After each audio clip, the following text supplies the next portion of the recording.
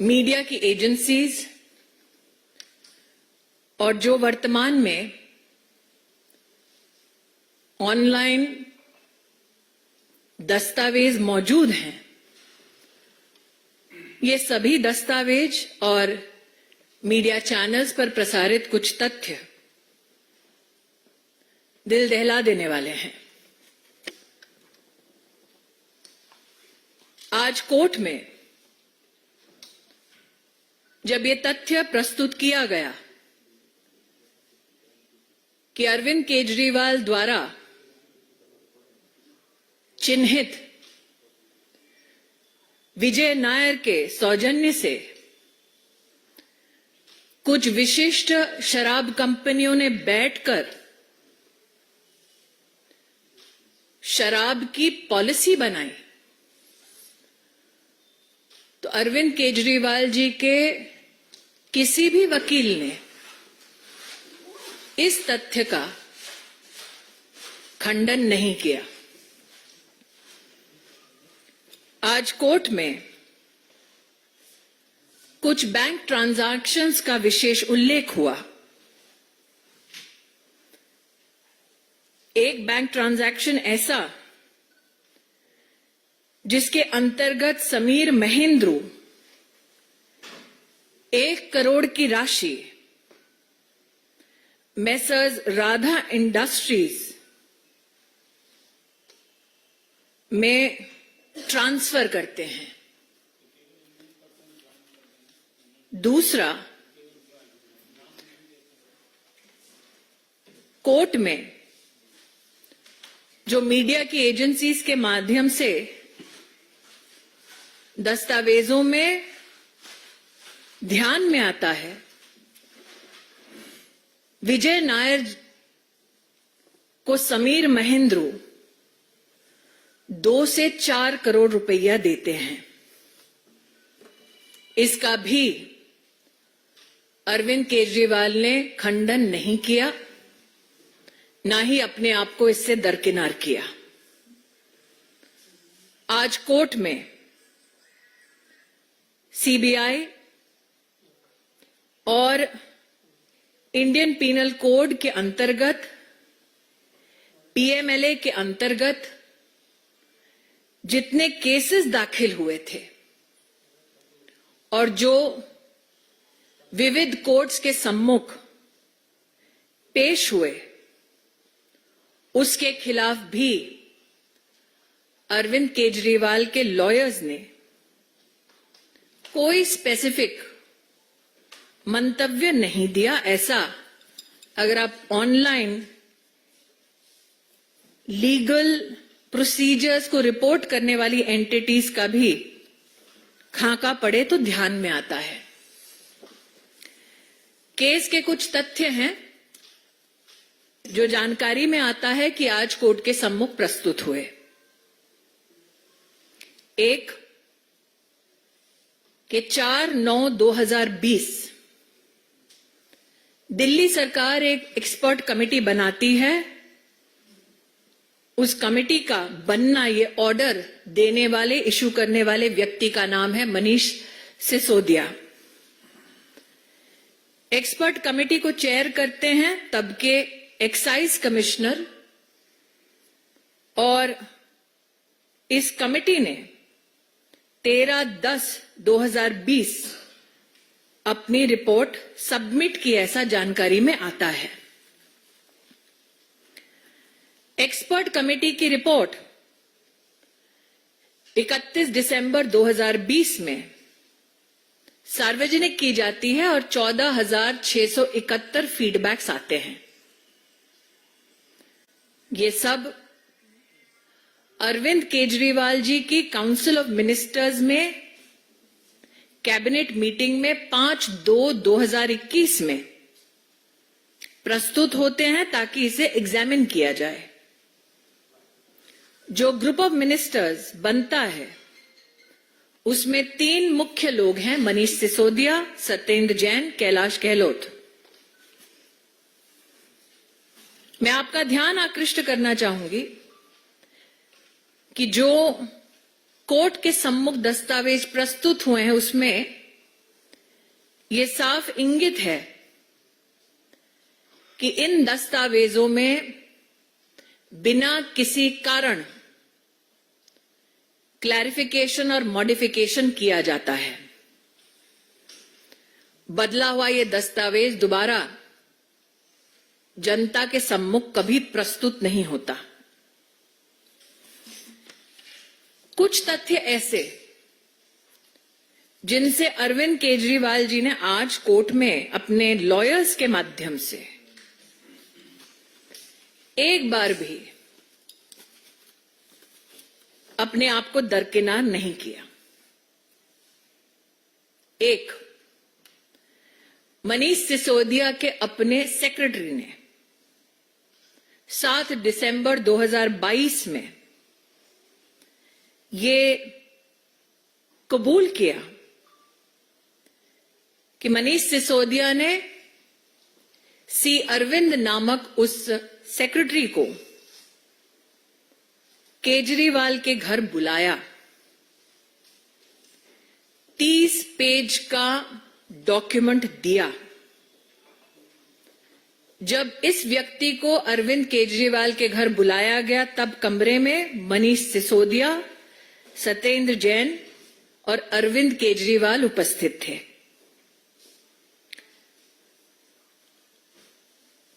ये कहा गया है कि सी अरविंद मनीष सिसोदिया के सेक्रेटरी ने ये कबूल किया है कि मनीष सिसोदिया ने उनको इन सबकी उपस्थिति में कहा कि जो दस्तावेज थमाया जा रहा है वही ग्रुप ऑफ मिनिस्टर्स की रिपोर्ट बनेगी। उस दस्तावेज में कैसे शराब की कंपनियों को लाइसेंस मिलेगा, कितना प्रॉफिट मार्जिन होगा, ये सारे तथ्य थे। इसका भी खंडन अरविंद केजरीवाल के वकीलों ने नहीं किया। एक और तथ्य, बुच्ची बाबू सीए ऑफ मिस के कविता 23 फरवरी 2023 उन्होंने स्वयं ये स्टेटमेंट दिया कि विजय नायर, जिनको अरविंद केजरीवाल अपना माय बॉय कहकर संबोधित कर चुके थे, उन्होंने शराब के इस घोटाले के संदर्भ में ये ऑफर दिया कि कुछ पॉलिसी में ऐसा बदलाव हो सकता है जिससे कि कविता को मुनाफा हो। मात्र ये स्टेटमेंट नहीं है, कोर्ट में बुच्ची बाबू जो सीए हैं के कविता के, उनके व्हाट्सएप मैसेजेस भी उपलब्ध हैं, ऐसा कोर्ट के सम्मुख कहा गया। तब भी अरविंद केजरीवाल जी के वकीलों ने इस स्टेटमेंट का और स्टेटमेंट से संबद्ध व्हाट्सएप मैसेजेस का खंडन नहीं किया। सार्वजनिक रूप से दस्तावेज जो उपलब्ध हैं उसमें कोर्ट में जांच एजेंसी ने कहा कि अरविंद केजरीवाल ने घूस मांगी साउथ ग्रुप से। उसके संदर्भ में श्री एमएस रेड्डी का बयान पिछले साल का 6/7/2023 और 17/7/2023 स्पष्ट रूप से लिखा था कि अरविंद केजरीवाल ने सेक्रेटेरिएट के अपने ऑफिस में 16 दिसंबर 2021 शाम 4:30 बजे मिलने का समय दिया। मिलने का कारण जो दस्तावेजों में उपलब्ध है,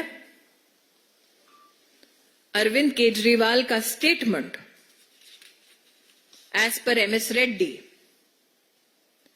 कि हम दिल्ली में सबको बिजनेस करने के लिए बुला रहे हैं। Kavitha, daughter of chief minister Telangana K Chandrashekar Rao ने हमें अप्रोच किया है और अरविंद केजरीवाल की पार्टी आम आदमी पार्टी को 100 करोड़ रुपए देने का विषय रखा है। तत्पश्चात एमएस रेड्डी ने कहा कि 19 मार्च 2021 को कविता उनसे मिली और कविता ने उनसे कहा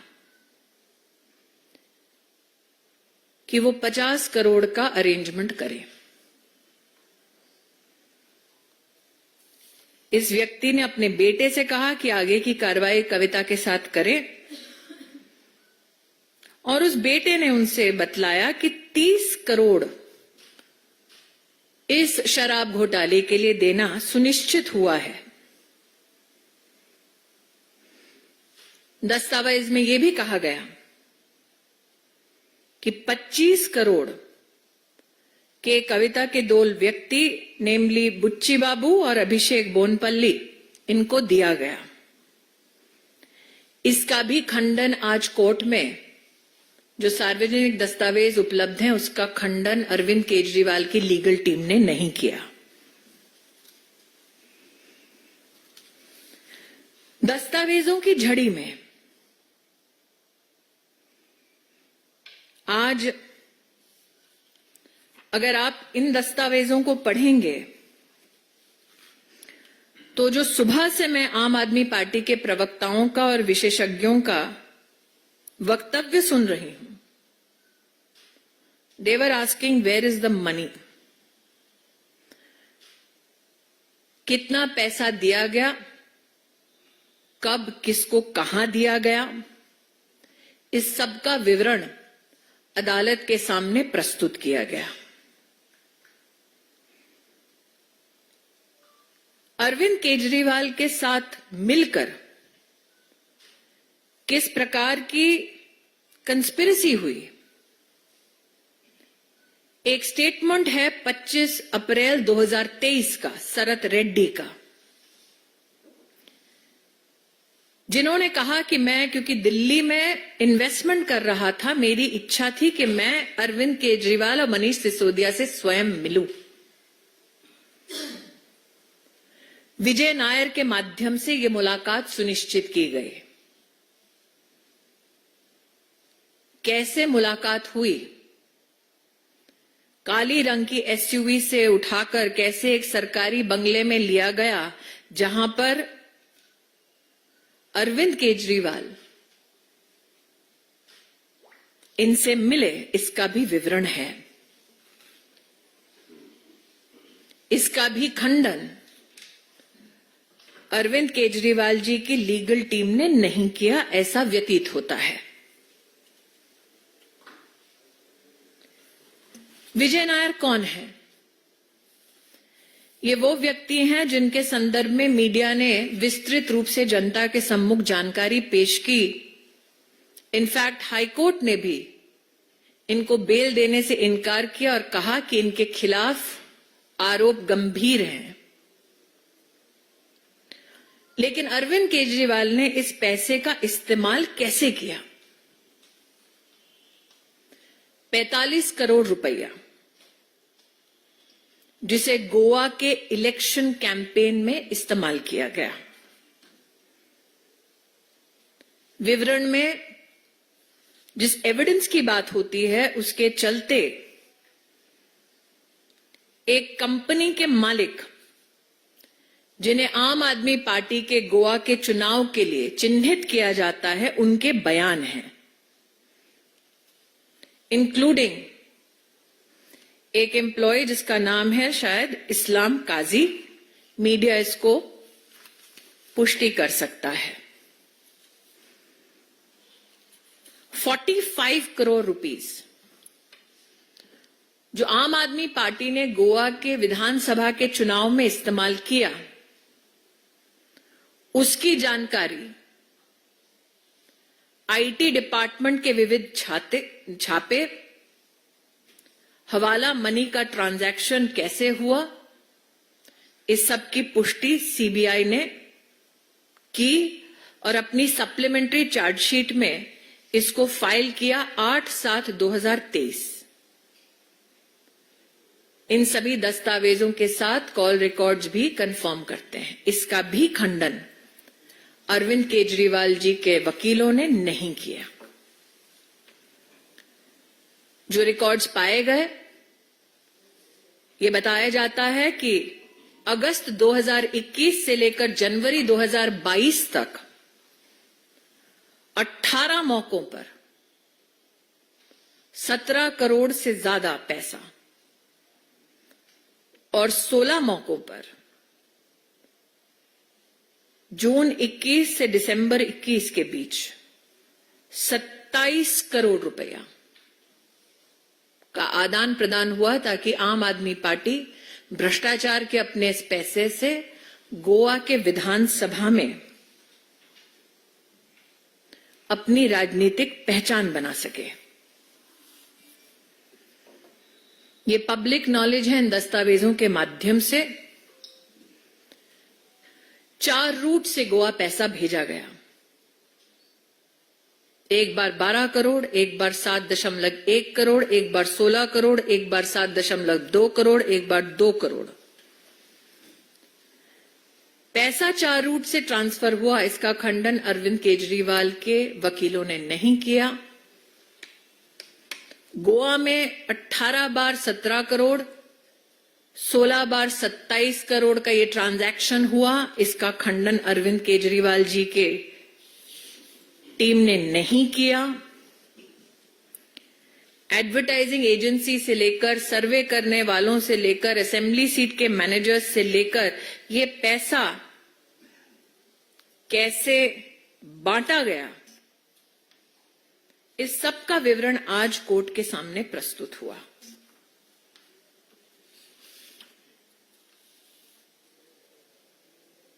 जो ये राजनीतिक ढोंग करते रहे अब तक, सुचिता को साक्षी मानने वाले अरविंद केजरीवाल, प्रश्न ये उठता है कि अगर ऐसे गंभीर आरोप उन पर लगाए गए तो एक नहीं, 2 नहीं, 3 वकील आज उनका बचाव कर रहे थे। तीनों में से एक वकील ने भी इन सभी तथ्यों पर क्यों अपनी ओर से अपने क्लाइंट अरविंद केजरीवाल को डिफेंड नहीं किया। मैं आप सबको याद दिलाना चाहती हूं कि पैसे का trail, Manish Sisodia versus CBI का केस अगर आप पढ़ें तो सुप्रीम कोर्ट जब उनको बेल मना कर रही थी तो सुप्रीम कोर्ट के ऑब्जर्वेशन में स्पष्ट लिखा था कि 338 करोड़ रुपया का भ्रष्टाचार हुआ है शराब घोटाले में, इसको कोई चुनौती नहीं दे सकता। ये सुप्रीम कोर्ट का मानना है। प्रशासनिक ढांचे के माध्यम से संविधान को कलंकित करने का अरविंद केजरीवाल का ये दुस्साहस और ये घमंड कि वो कानून से ऊपर हैं, आज उनकी रिमांड की खबर से कम से कम राष्ट्र इस बात को लेकर कहीं ना कहीं आश्वस्त है कि भले ही भ्रष्टाचार करने वाला अरविंद केजरीवाल क्यों ना हो, कोई भी कानून से बड़ा नहीं है। Now in English, the kingpin of crime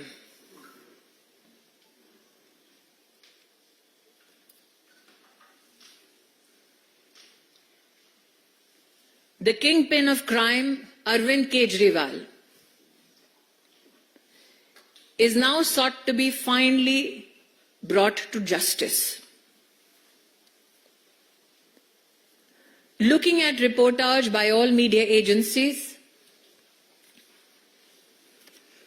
and details available online, including reportage by those digital entities that report court proceedings. This, as a Karyakarta of the Bharatiya Janata Party, are my observations. That before the court today, the investigation agency has unequivocally said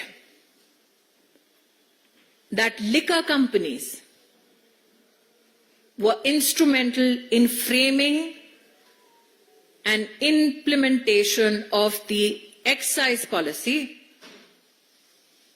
namely the Delhi excise policy for the year 21-22, famously called the liquor policy in Delhi. What is shocking yet is not only that this is an abject pronouncement of the evidence found,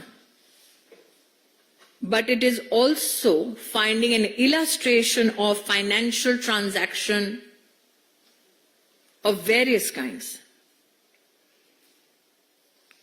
Today, as is now public knowledge, produced before the court was evidence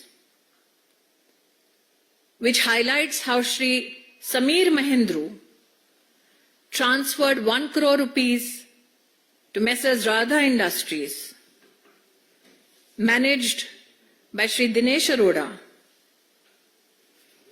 ultimately to benefit in terms of onward transmission to Shri Vijay Nair.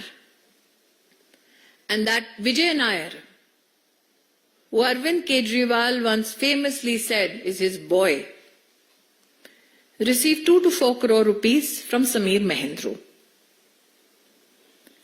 This fact was not refuted by Arvind Kejriwal's lawyers today in court. All the supplementary and main prosecution complaints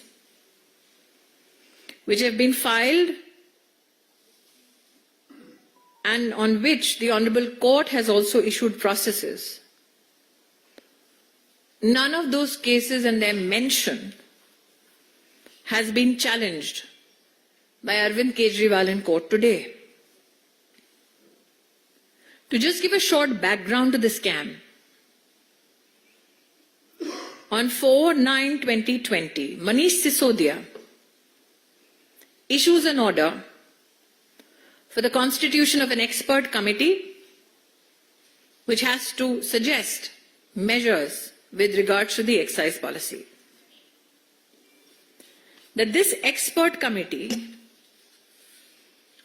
places its report in the public domain on the 31st of December 2020 and receives over 14,671 feedbacks from the general public is also mentioned.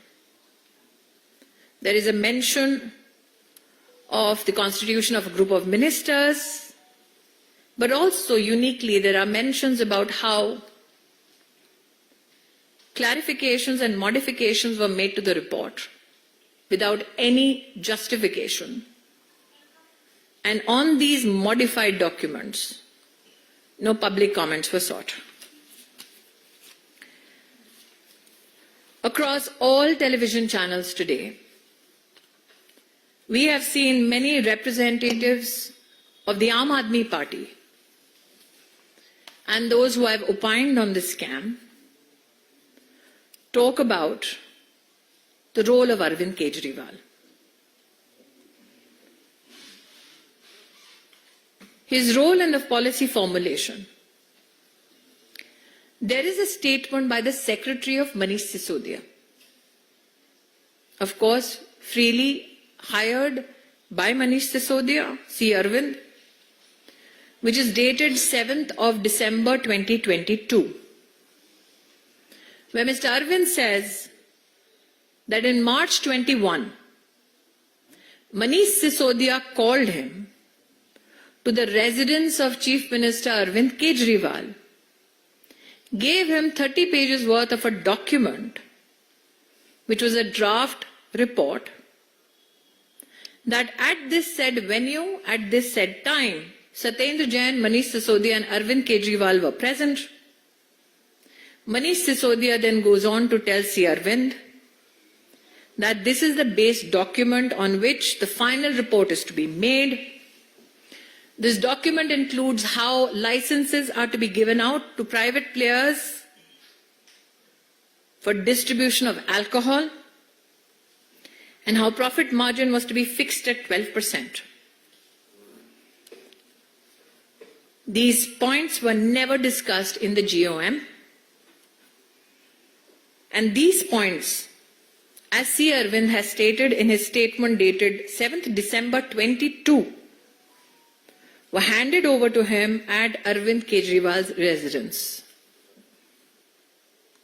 Today, as publicly available document tells us, Arvind Kejriwal's lawyers have not refuted this statement of C. Arvind. Another statement by Bachi Babu, the CA of K. Kavita, dated 23 February 2023, where he states that Vijay Nair, Arvind Kejriwal's boy, offered him provisions so that K. Kavita can be favored. Bachi Babu's statement is also corroborated by WhatsApp messages. This position as well was not refuted by Arvind Kejriwal. Another statement,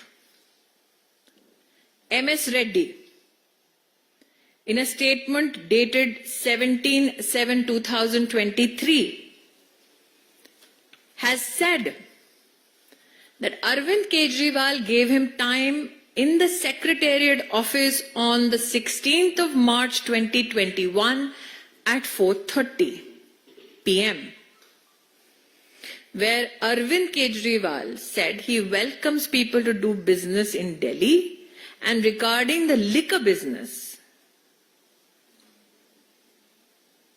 the statement apparently says that K. Kavita had already approached him to do the business in Delhi, and the offer of payment was 100 crores to the Aam Aadmi Party. This gentleman claims that on 19th March, K. Kavita met him, asking him to meet her. Then on 20th March, she meets him and says that Arvind Kejriwal has spoken to her. And she asks whether he can arrange 50 crores. He claims since he is involved in MP daily activities, his son Raghav is told to further deal with K. Kavita. The son Raghav informs the father that he has agreed to pay 30 crores. मतलब सौदेबाजी की आप हद देखिए कि किसको कितना भ्रष्टाचार में डिस्काउंट मिल सकता है, उसकी भी चर्चा हुई.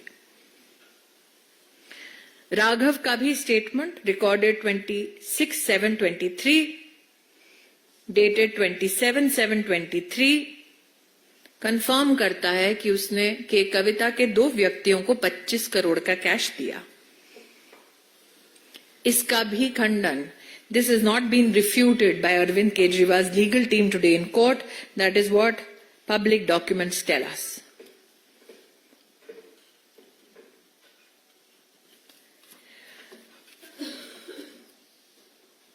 Today in court, another statement that is revealing.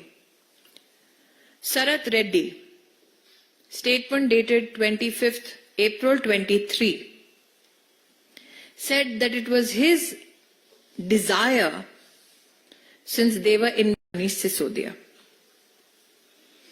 He was assured it will be done with the help of Vijay Nair. A meeting was arranged at a house where Arvind Kejriwal met him. In this meeting, Arvind Kejriwal assured him that Vijay Nair is his trusted guy And if there is any small or big issue, Vijay will figure it out. Now, the issue of Vijay Nair and his participation in the liquor scam, if you look at the High Court observation when it refused to grant bail to Vijay Nair, the High Court held that the allegations against Vijay Nair are extremely serious in nature. The question is, all these described meetings were not refuted by Arvind Kejriwal's legal team today. One at the Secretariat, one at Arvind Kejriwal's residence, one in a bungalow with Vijay Nair by Arvind Kejriwal's team. Now, the role and utilization and the proceeds of crime. 45 crore rupees received as bribes from the so-called South Group to be used in the election campaign of the Aam Aadmi Party in Goa in 2021-22. Statements, IT raids, call records confirm that from 4 routes, money was transferred. Once 12 crores, then 7.1 crores, then 16 crores, then 7.5 crores again, then 2 crores. Records also apparently state that on 18 occasions between August 21 and January 22, 17 crore 38 lakhs rupees was collected, and between June 21 and December 21, on 16 occasions, a total of 27 crore rupees was collected. How was it distributed? It was distributed through ad agencies for campaign to area managers, to assembly managers and survey managers. Arvind Kejriwal came with a promise of change. Arvind Kejriwal came with a promise of transparency. What he sought to do was use the instrument of state to defraud the public exchequer. Today he stands before the law to be adjudged and prosecuted and then made to pay for his crimes. The kingpin of crime finally being brought to justice. And for those who said that nothing was found, apart from the descriptions that I've just given, which is a part of the money trails that has been described and not refuted by Arvind Kejriwal, I would like to redirect your attention to Manish Sisodia versus CBI case in the Supreme Court, when the observations of the court with regards to the liquor scam is thus that the amount of 338 crores cannot be disputed or challenged.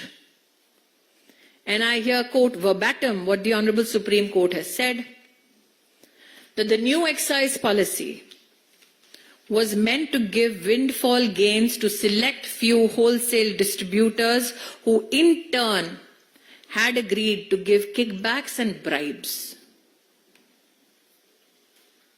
This is the true face of the kingpin of crime, Arvind Kejriwal. I'll open now the floor open for questions, please. I'll request Sanjay ji, आप थोड़ा समझ कर लें. Devendra, India TV.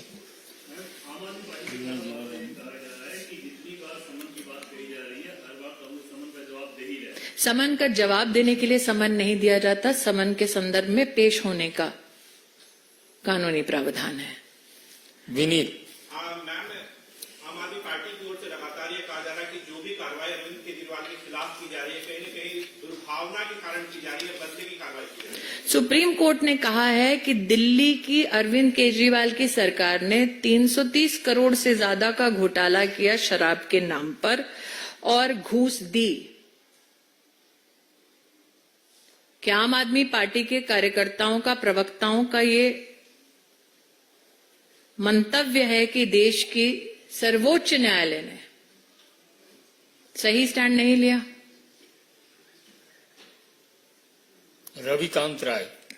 सभी दो सवाल हैं। पहला तो अरविंद केजरीवाल ने अभी कहा है कि वो मुख्यमंत्री पद से इस्तीफा नहीं देंगे। दूसरा सवाल कि पंजाब के मुख्यमंत्री भगवंत मान आए थे अरविंद केजरीवाल के समर्थन में और उन्होंने कहा कि अभी जो हालात हैं वो इमरजेंसी जैसे हैं।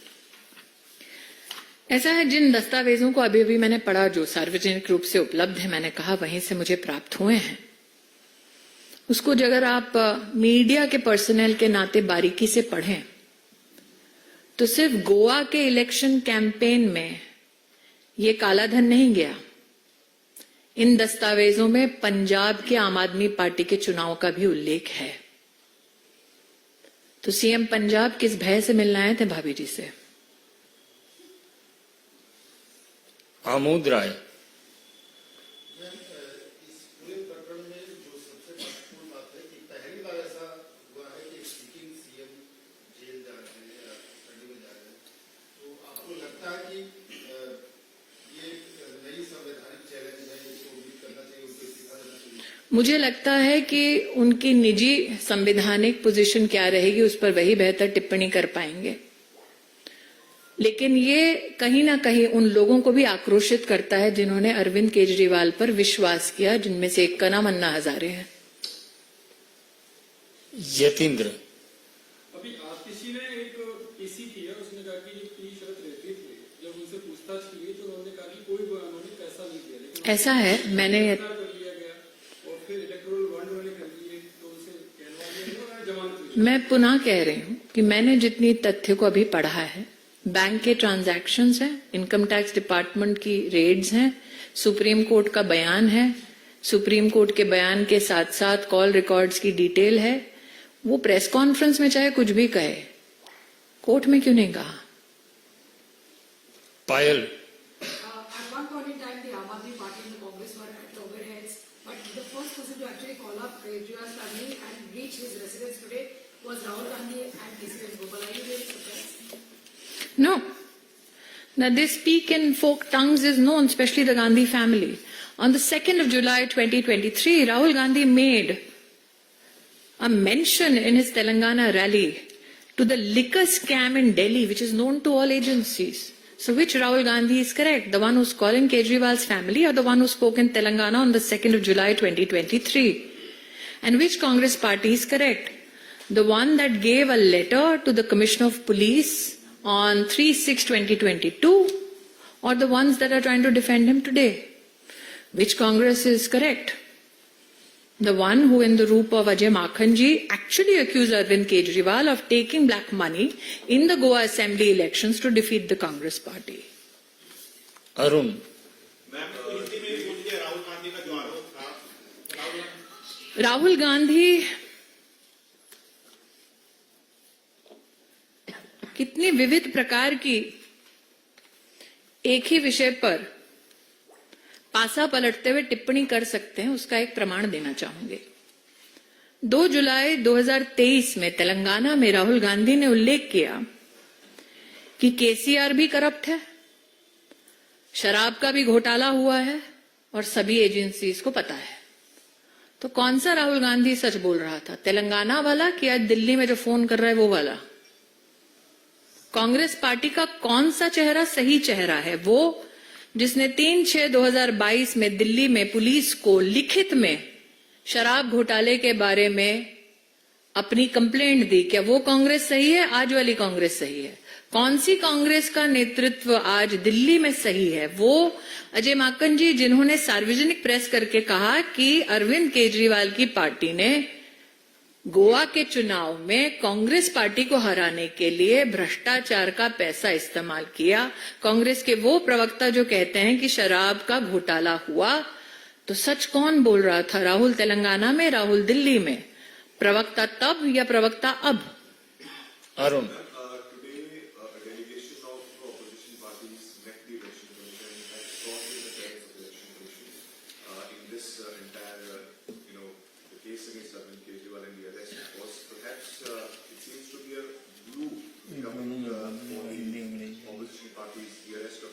It's interesting that you use the word glue for the opposition parties that went before the Election Commission today. that the glue is called corruption is more than evident.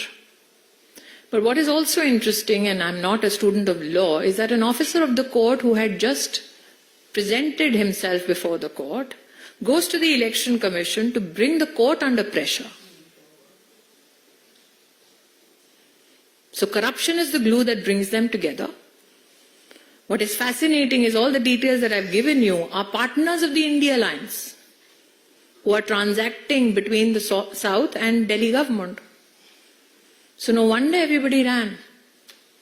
Because when the dominoes falls, who knows where it lands? But again, it is for legal luminaries to opine on why an officer of the court, after presenting himself on behalf of a client before the court, then goes to the Election Commission to suppress the majesty of the court. देखिए, चुनाव आयोग में जाकर एक ऐसा व्यक्ति बोल रहा है जो चुनाव आयोग में प्रस्तुत होने से ठीक पहले कोर्ट में प्रस्तुत था। कोर्ट में वकील के रूप में अपने आप को प्रस्तुत करने के बाद जो मैंने मीडिया में देखा है, जजमेंट रिजर्व था, उस अवधि में वो व्यक्ति जाता है और इलेक्शन कमीशन पर जाकर दबाव बनाने का प्रयास करता है ताकि कोर्ट उसके दबाव में शायद कुछ बोल दे या शायद कुछ कर दे। तो जो देश की कानून व्यवस्था से संबंधित विशिष्ट लोग हैं, ऐसे वकील साहब के बारे में उनकी क्या टिप्पणी है वो तो मैं खुद रुचि रखूंगी सुनने के लिए। लेकिन ये गठबंधन चोरों का है, ये हम पहले भी कहते थे प्रवक्ताओं के नाते, आज उन्होंने प्रूव कर दिया।